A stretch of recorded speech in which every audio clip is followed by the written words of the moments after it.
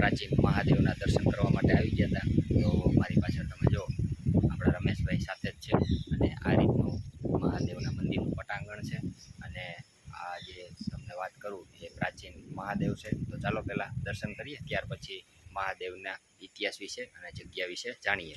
હર હર મહાદેવ, જય ગિરનારી. શું કરશું? હર હર મહાદેવ. ઓમ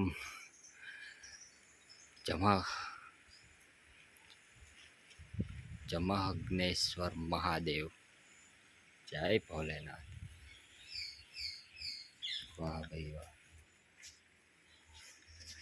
તો શરૂઆતની અંદર અહીંયા નંદી મહારાજ, અહીંયા કચ્છો મહારાજ, સામે પ્રાચીન ગણપતિ દાદાની મૂર્તિ,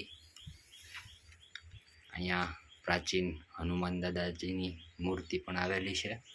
જય બજરંગબલી દાદા. વાહ ભાઈ વાહ. તો હવે આપણે દર્શન કરી રહ્યા છીએ એ પ્રાચીન અને સ્વયંભૂ મહાદેવ. જય ભોલેનાથ, હર હર મહાદેવ, જય ગિરનારી. પાછળ માતાજીના પણ દર્શન.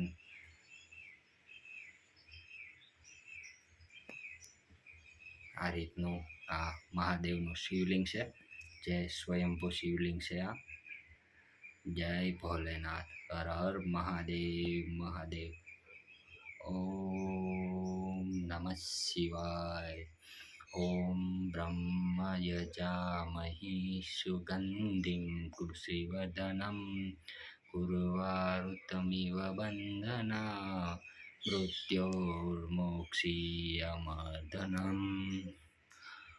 ઓમ નમઃ શિવાય. વાહ ભાઈ વાહ, જય ભોલેનાથ. મિત્રો આ બાજુ આપણે મંદિર જે મહાદેવના દર્શન કર્યા, અને આ બાજુ પ્રાચીન ગણપતિ દાદાનું પણ સ્થાનક આવેલું છે. આ શિલા છે, એ ગુફાની અંદર પ્રાચીન એવા ગણપતિ દાદાની મૂર્તિ સ્વરૂપે અહીંયા સ્થાન છે. જય ગણપતિ દાદા. વાહ ભાઈ વાહ. આ પણ એક બહુ પ્રાચીન મૂર્તિ છે, અને આવી કંઈક આ ગુફા છે. જય ગણપતિ દાદા. અને તેની બાજુમાં જ અહીંયા માતાજી પણ બિરાજમાન છે, તે પણ આ શિલાની નીચે ગુફાની અંદર.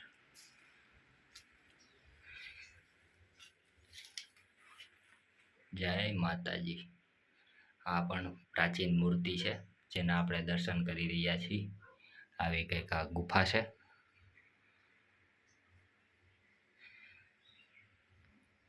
ઓમ નમો નારાયણ, જય માતાજી. આપણે મહાદેવના દર્શન કર્યા. આ બાજુ ગણપતિ દાદા, અહીંયા માતાજી, અને આ બાજુ હવે અહીંયા ધૂણો પણ આવેલો છે, તો તેના પણ દર્શન કરશું. ઓમ નમો નારાયણ, જય ભોલેનાથ, હર હર મહાદેવ, જય ગિરનારી. અત્યારે હાલ આ મંદિરની અંદર કોઈ સંત હોય એવું લાગતું નથી. આ રીતનું આ મંદિરનું પટાંગણ છે. તો આપણે આજે ખાલી ફક્ત ને ફક્ત દર્શન કરી અને ધન્ય થવાનું છે. આવું સરસ મજાનું આ પટાંગણ છે.